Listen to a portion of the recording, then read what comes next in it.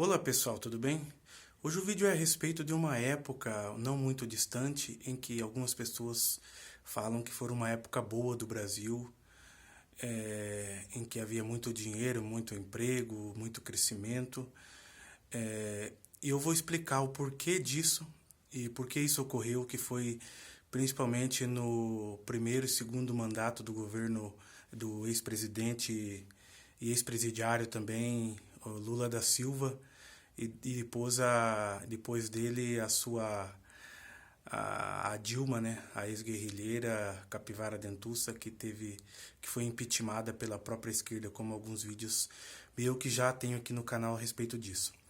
Eu vou começar pela importância na forma crescente, tá? São 3 itens muito importantes aqui, eu quero fazer o mais rápido possível o vídeo. O primeiro deles foi o governo de FHC, certo? O segundo foi o crescimento mundial acelerado e o terceiro foi o endividamento público acelerado também. Foi por isso que nós tivemos um crescimento artificial, um crescimento mentiroso, né, na época do governo do ex-presidente Lula, ex-presidiário também. E as pessoas falam, na época tinha emprego, tinha dinheiro, né? Mas uma hora a conta chega, é como você, na sua própria casa, você tem um salário, vamos dizer, de R$ 3.000 e você gastar 5.000 todo mês. A conta vai chegar no final do ano e não vai ser fácil. Foi o que aconteceu com o Brasil. Vamos lá. O FHC foi ele, na verdade, que abriu o caminho para o Lula entrar na política, para entrar não, para ganhar, né? Ele arrumou ali a questão do cenário político, econômico ali, né? E o Lula chegou e pegou uma época boa e próspera de modo em geral. Então vamos ver aqui algumas políticas fiscais muito importantes que o FHC fez no governo dele, né? Ele teve o Plano Real, que foi o plano que controlou a inflação, que o Brasil sofria com uma inflação muito alta. Ele fez uma mini reforma da Previdência, arrumou algumas coisas ali. Para a época foi muito importante. É claro que teria que ser uma reforma mais ampla, mas foi o que ele conseguiu para a época. Foi importante para a política brasileira naquele momento. Ele quebrou o monopólio das estatais, da comunicação e do petróleo, né? Vocês podem ver que antigamente a telefonia era bem cara e muitas poucas pessoas tinham. Né? Ele quebrou o monopólio das estatais, do petróleo e da comunicação. Ele abriu o mercado brasileiro para o capital estrangeiro, né? Que foi, na verdade, nesse momento, quando ele abriu o mercado, que o pós-governo, que o governo Lula usou para endividar o governo brasileiro. Então ele abriu para o capital estrangeiro. Também teve vários planos sociais, né, que foi utilizado por Lula posteriormente, né, mas foi implantado pelo FHC. Um deles aqui, Vale Gás, que foi provavelmente mudado de nome, Bolsa Alimentação, Bolsa Escola. E também ele teve muito importante a criação dos remédios genéricos, né, que é os remédios sem marcas ali, que patenteadas mundialmente, né, onde o custo, né, baixa bastante devido à baixa da patente. E em 2000 ele aprovou um plano muito importante que foi a Lei de Responsabilidade Fiscal. O que é isso? Proíbe prefeitos e governadores gastar mais do que arrecadam, né, do que por exemplo, se ele tem um ano aí de previsão de orçamento lá de R$ 1 bilhão, vamos dizer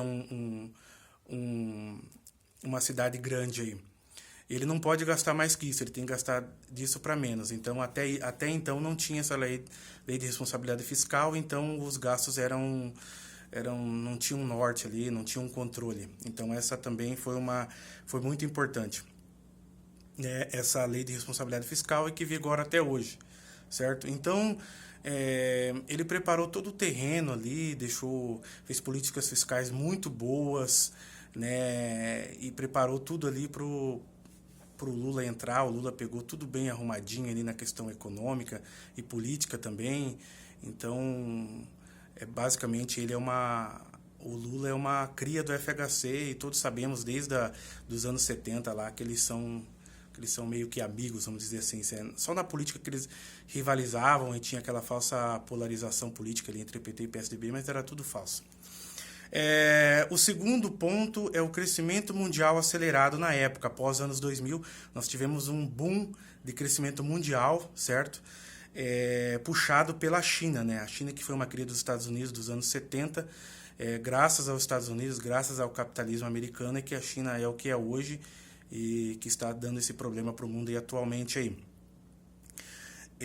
Então, com isso, como o Brasil é o maior produtor de commodities do planeta, é o maior produtor de comida, né, do planeta, as commodities teve uma alta muito forte e o Brasil começou a arrecadar muito com isso. Então, vamos dizer que o Brasil vendia lá 1 quilo de feijão a 10 centavos, né, para fora.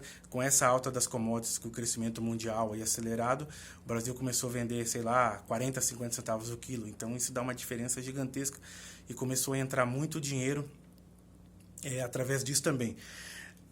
Agora, para a terceira questão, terceiro quesito, o porquê que tinha muito dinheiro na época do ex-presidente e ex-presidiário Lula, foi o endividamento público, certo?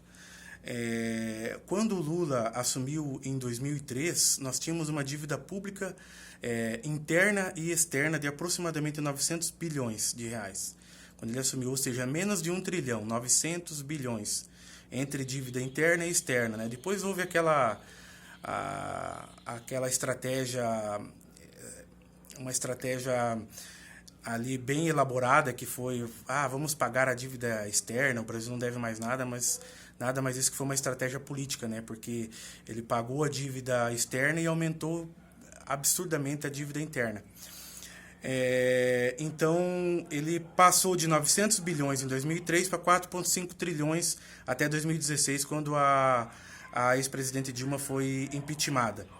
E nessa época deles, a Selic chegou a 16%, porque a Selic foi tão alta? Devido a captar dinheiro